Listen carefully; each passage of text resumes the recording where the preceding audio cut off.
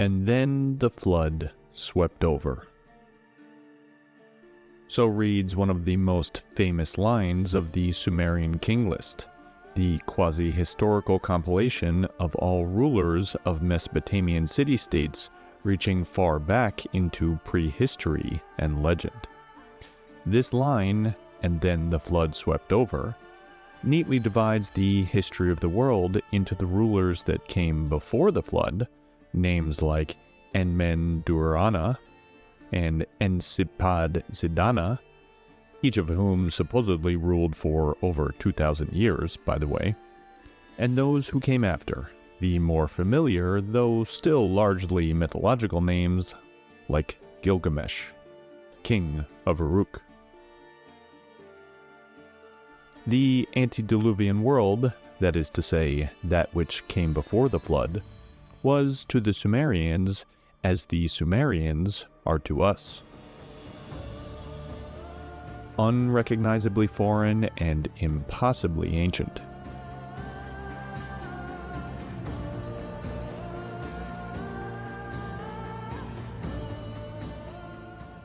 But after the flood, kings, heroes, and cities recognizable to the audience began to emerge. The world is bisected by this flood, and proper history only starts after. As we will soon see, Elden Ring's prehistory follows a similar trajectory. There is the time before the flood, only recoverable through careful archaeology. And then there's what comes after, what we might call history. The story of a great flood which covered all the world, which erased the prior world only for it to be rebuilt by the survivors, is a story familiar to almost anyone listening to this video. And if you're listening to it in English, then it's probably most familiar to you from the biblical story of Noah, from the book of Genesis. The story of the one good man who was chosen to survive God's purging flood and repopulate the world. It certainly was just as, if not more, familiar to 19th century Britons, which is why it caused an absolute sensation when on December 3rd, 1872, an Assyriologist known as George Smith read an account of the Great Flood from a baked clay tablet, found amongst the ruins of the Great Library of Ashurbanipal, dated to 2,600 years ago. All well and good for those who already knew the biblical account of the flood, except that it wasn't the story of Noah being told on this tablet. The man forewarned of the flood was named Utnapishtim, not Noah, and instead of the god of Genesis causing the flood, it was the god Ea, while the god Enki takes pity on him and instructs him to build a great boat. An ark, you might say, to survive. Some 20 years later, further controversy ensued when another tablet, dating to the 17th century BCE, nearly 1,000 years before the story of Genesis, was discovered and translated, telling the story of a great flood. But this time, the man who survived the flood was named Atrahasis, literally meaning the exceedingly wise one, and the god was named Enlil. Many times this story has been told. Sometimes the man's name was Atrahasis, sometimes Utnapishtim, sometimes Noah, or sometimes Ziusudra. But always there was a man who was warned about a coming great flood that would destroy the world. And always he is instructed to build a boat to survive it and repopulate the world. In Elden Ring, that flood story and the story of how the survivors went on to remake the world is told not via ancient cuneiform tablets, but by obelisks and statues and geology and, oh yeah, tablets too. But unlike those great Mesopotamian myths, where we only hear of the tales told by the descendants of the survivors, here in the lands between and in the land of shadow, we can do what we cannot in the real world, gaze upon the consequences of the flood itself, and the ruin it brought upon that which came before it. In our world, the antediluvian rulers and peoples are forever confined to myth, like those early names on the Sumerian king list, ruling for tens of thousands of years, distant, foreign, and unknowable. But here in Elden Ring, we will see just what happened to the people who survived the Great Flood, and just what happened to the man who foretold its coming.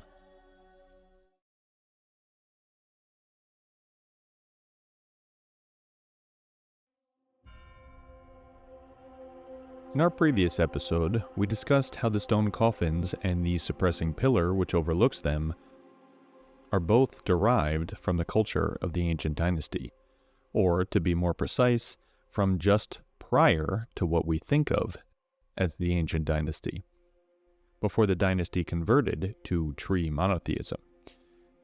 And while they are no doubt an extension of the cultural practices of ship burial seen in many varieties throughout the lands between, they are also just as clearly exceptional in many ways. They are massively monumental, ornate, and seemingly meant for quite a particular purpose. To say that they represent a form of ritual burial just doesn't quite capture the essence of this astonishing scene. It's as if a future archaeologist unearthed, let's say, Madison Square Garden, and concluded that it was a kind of ritual meeting place. Technically true, sure, but that doesn't really convey what really went on there.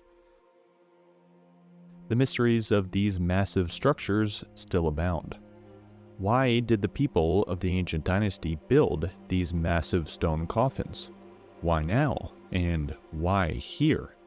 And most provocatively of all, why, oh why, are they all embedded into the rock? That is what we will answer today, and in so doing, we will shed light on the origins of tree worship in the lands between. From Caro's grave, we can gaze down upon the cerulean coast and see the stone coffins in all different angles and positions, suggesting that they washed ashore into this rock.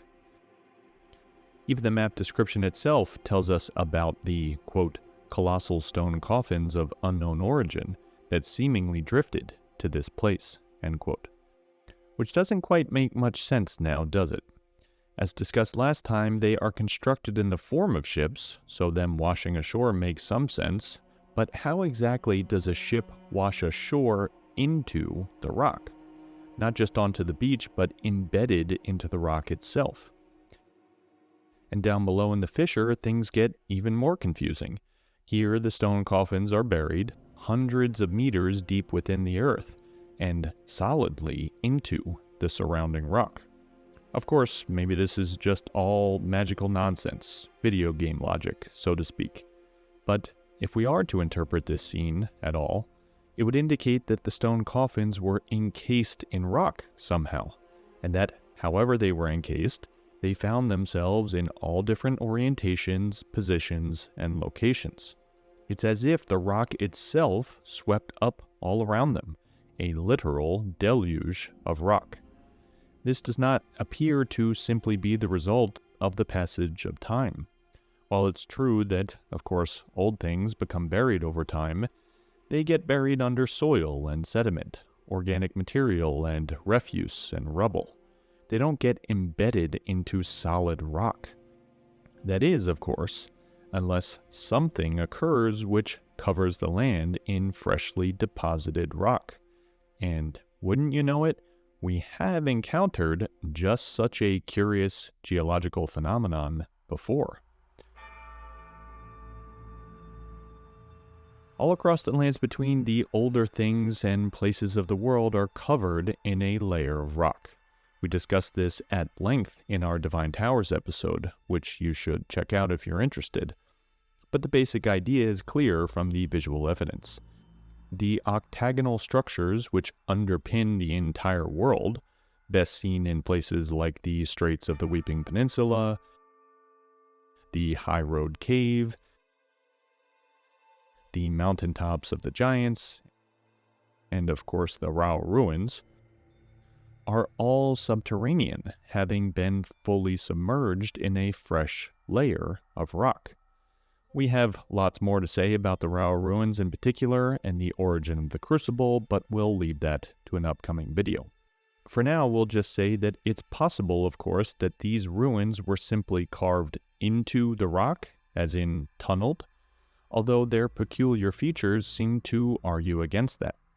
The way they are embedded into the bedrock is more akin to how steel rods protrude from reinforced cement structures, the way a strong structure would become embedded into something that turned from liquid into solid.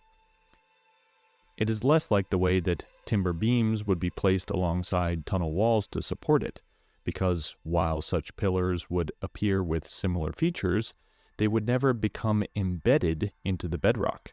Indeed, the way both builder stratum features, not to mention the stone coffins, are seamlessly, if perhaps partially, embedded into the bedrock indicates that they were there before the rock, and that the rock itself was liquefied.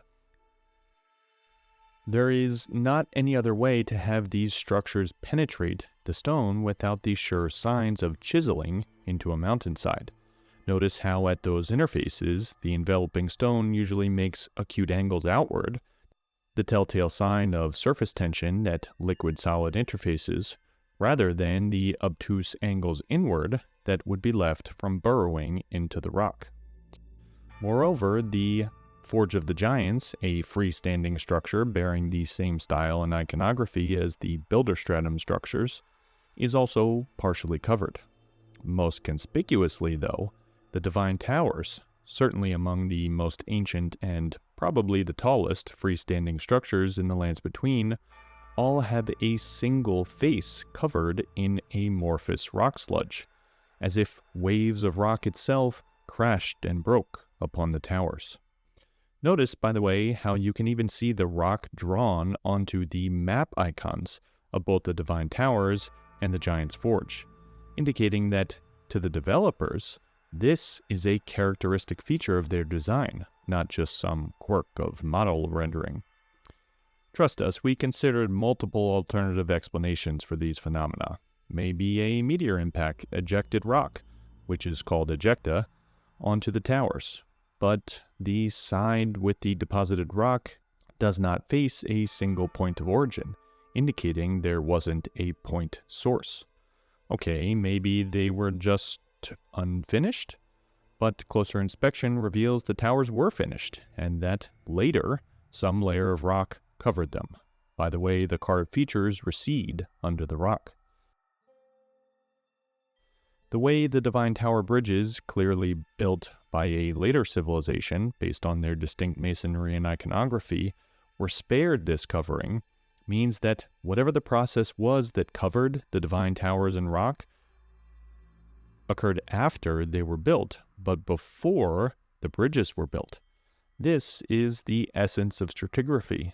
In the end, the only suitable explanation was that a single event occurred which partially covered the Divine Towers in rock, partially covered the Giant's Forge in rock, and covered the structures of the High Road Cave, the Weeping Peninsula, and other Bildum stratum constructions, burying them so completely that now they appear almost entirely subterranean.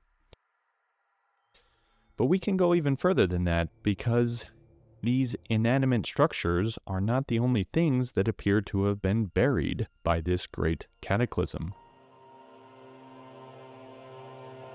Before the fire giants lived the ancient giants, or as we like to call them, the Titans. Absolutely massive and dwarfing even their impressively large descendants, these Titans lived in a different world. We can see the juxtaposition most clearly in the mountaintops, where the impaled remains of the fire giants lay next to much larger skeletons of their progenitors, the Titans.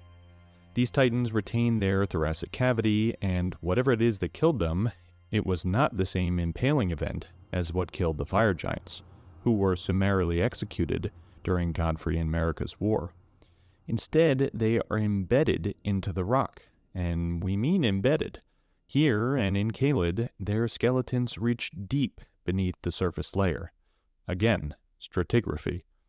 Whatever killed these titans, it happened a long, long time ago, and it was likely the same event that covered the builder stratum structures and partially covered the divine towers. This is Elden Ring's flood event, the great deluge that ended the prior world, and that separates history into before and after. Except that, unlike the Mesopotamian stories from which it draws inspiration, it was not a never-ending rainstorm or a great flood of purging water. Instead, it was a great flood of molten rock. If you imagine a fusion of geological and historical timelines, something we've briefly alluded to before in previous analyses, the geologic equivalent of the flood narrative might be something like the KT boundary, the geologic stratum that delineates the end of the prior world of dinosaurs. This layer, found all around the world, was the confirmatory evidence of a great cataclysm that ended that previous age. In this case, a meteor impact event. Or, to go even further back, the oldest rocks in the world date to just under 4 billion years old. But the Earth itself is 4.5 billion years old, so what gives? Well, this is because a period called the Late Heavy Bombardment, in which frequent meteor impacts reliquefied the entire crust, completely renewing the geologic record and, suffice it to say, ending and obscuring the prior era. There is no geologic record, save for the stray zircon crystal, before the Late Heavy Bombardment. And so in Elden Ring, this event, this great flood of molten rock, perhaps was caused by an impact event. Either way, it can be used to date the end of the Titan's reign, for it must have occurred after the builder stratum structures were built, after the divine towers were built, after the giant's forge was built, but before the likes of the divine tower bridges, or Stormveil, or much less Leyndell were built. By the same reasoning, it must have occurred before the ancient dynasty and the land of the tower, which have no such layer of rock covering them. Just like the Sumerian king list did in our world, history is divided into before the flood and after the flood. So, the stone coffins of the Cerulean coast became embedded into the rock the same way that the builder stratum structures did. They were caught in the Great Deluge, whatever it was that created a great flood of molten rock. That certainly helps to explain why they are found in such peculiar orientations.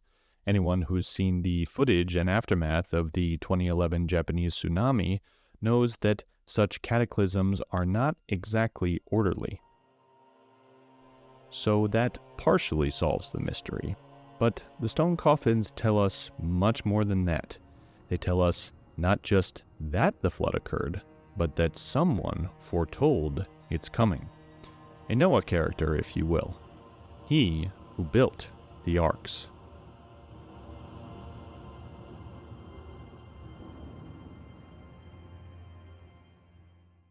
In our last video, we discussed the character of the Dynast, aka Elden John, who is depicted in monumental form throughout the ruins of the ancient dynasty in the lands between, and is simultaneously clutching a tablet of a tree at his chest, while a tablet depicting the old world, the Imago Mundi, lies broken and discarded at his feet.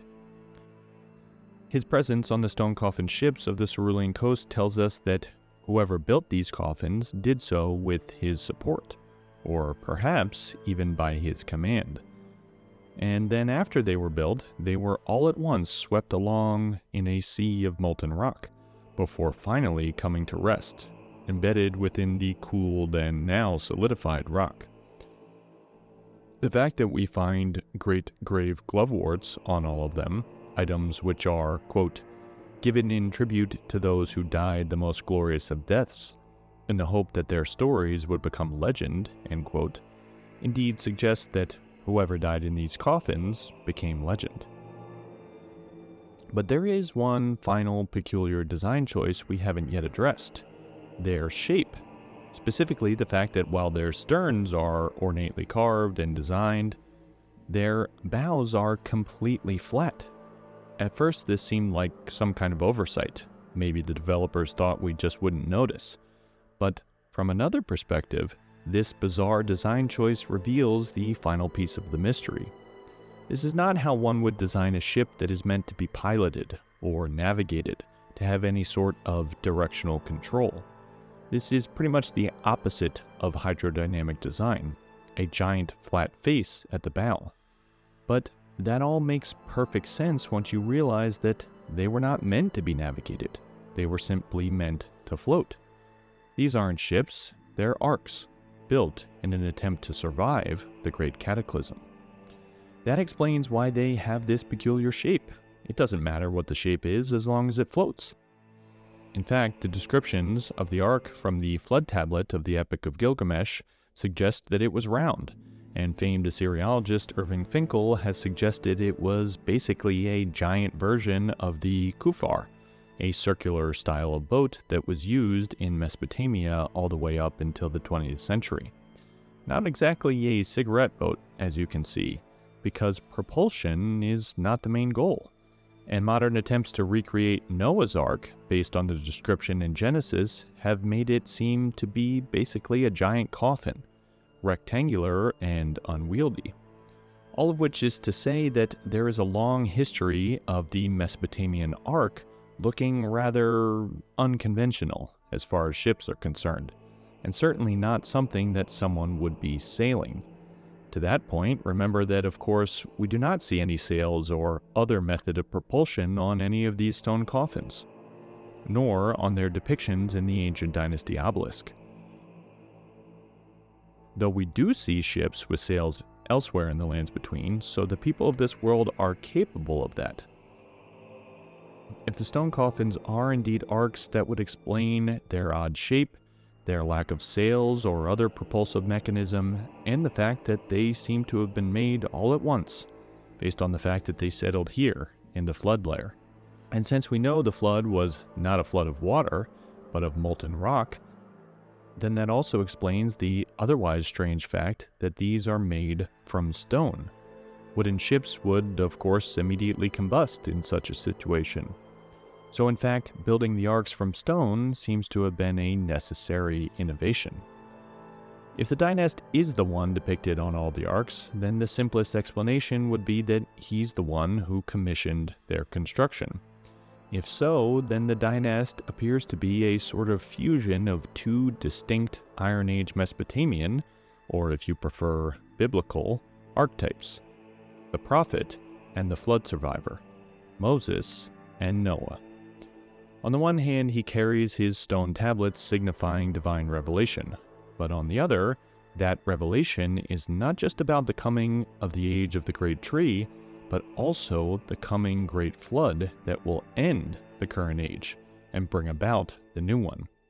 In the last episode, we suggested the Dynast converted to tree monotheism, which is definitely a possibility, but to come clean here, we were being a little bit coy because we didn't want to spoil the flood narrative.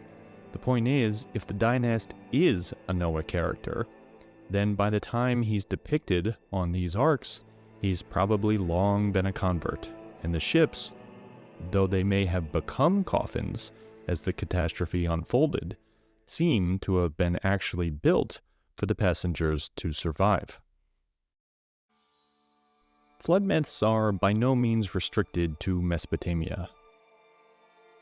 Indeed, the near universality of some kind of flood myth has led to some unfortunate but popular detours into theories of world cataclysm. But the Mesopotamian myths are certainly the most famous, and these stories of Atrahasis or Noah or Utnapishtim all follow a shared trajectory. One man is chosen by a god, or the god, depending on your perspective, for his virtue. The Noah character is simply a morally righteous man. In the other narratives, like Atrahasis, he is already a ruler of his city. Either way, he is told of the coming flood catastrophe and is instructed how to build a boat, which will help him, his family, and the animals of the world survive. This forewarning may, if we extrapolate a bit, indicate just what caused the cataclysm in Elden Ring. If the Dynast was warned of the coming catastrophe, and he is a believer in the cult of the sacred tree, it stands to reason that the Greater Will, or some envoy of it, is what warned him. So maybe, just maybe, the impact event of the golden star bearing the Elden Beast, vassal of the Greater Will, is what caused this great cataclysm, but we'll leave that discussion for another day. The point for now is there is a special character who is deemed worthy enough to be warned of the coming catastrophe and save himself, his family, and select animals. In the Atrahasis narrative, by the way, these animals do not file in 2 by 2 like they do in Genesis, which could help to explain that curious scene of the various animals kneeling on one of the arks in the Stone Coffin fissure. Not to mention, in that version of the story, there is a reference to a cattle god, perhaps helping to explain the particular design inspiration for the ark's iconography. But in all versions of the story, the ark is constructed, and the flood comes after weeks of uninterrupted rain. After floating along for many days, the survivor releases birds, usually doves or ravens, from the boat to determine whether there is nearby land. And after safely returning ashore, this character becomes the progenitor for all subsequent races of man, for example as told in the generations of Noah. A new patriarch, a new dynast, if you will.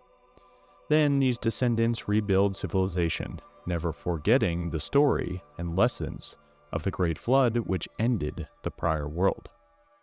As it happens, this is precisely what we see memorialized on the ancient Dynasty obelisk, which we will return to now. On the top register, there are 3 arks. The reason there are only 3 is that, presumably, these are the only 3 that survived the Great Magma Flood. The rest we can see scattered across the Cerulean coast, and those that had lived inside have long turned to putrescence.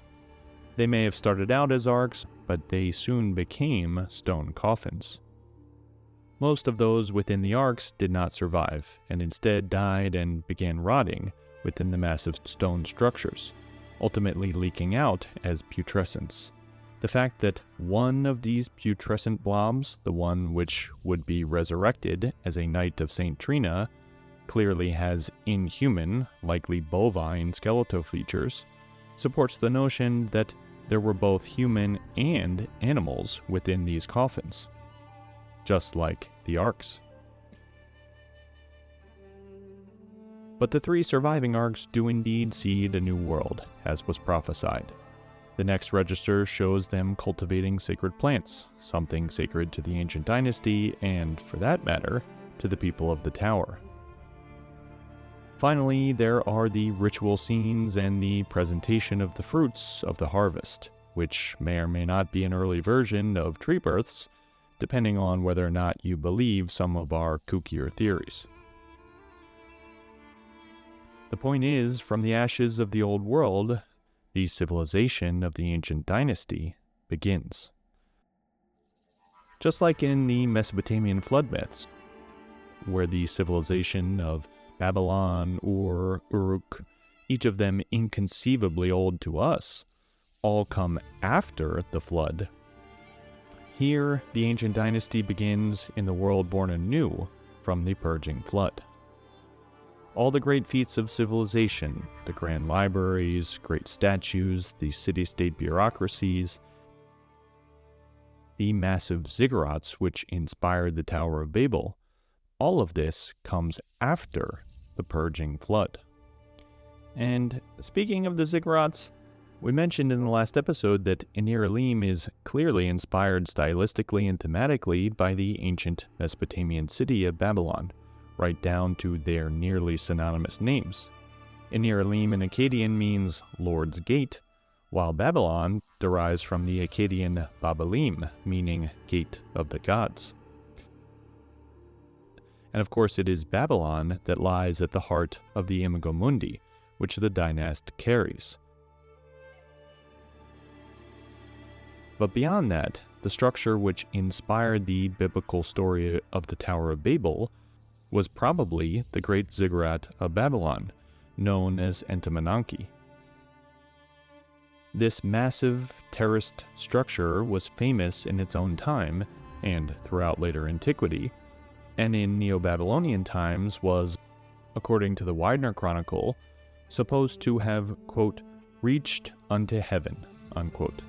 Suspiciously similar phrasing to the, quote, column that stretches to the gods, end quote, of the spear incantation. And although we know quite a bit about ziggurats generally, and even Entomonanki specifically, for example, we know its dimensions, we know which god it was dedicated to, that there was a temple atop it. What we don't know is exactly what ritual was performed in the temple atop its highest terrace. Supposedly, there were rooms for the various gods, as well as a mysterious house of the bed, which housed nothing more than a suspiciously empty bedchamber. Nobody knows exactly what this room was used for, but according to Herodotus, quote, on the summit of the topmost tower stands a great temple with a fine large couch in it, and a golden table beside it. The shrine contains no image, and no one spends the night there except one Babylonian woman, all alone, whoever it may be that the god has chosen. The Chaldeans also say that the god enters the temple in person and takes his rest upon the bed, end quote. In other words, this is where the god Marduk would ritually marry a very special woman, chosen as the finest among her people. So it seems that atop the tower that stretched to the very gods, a secret ritual was performed, uniting and elevating a divine couple, one human and one god. But that, our friends, is a story for another day.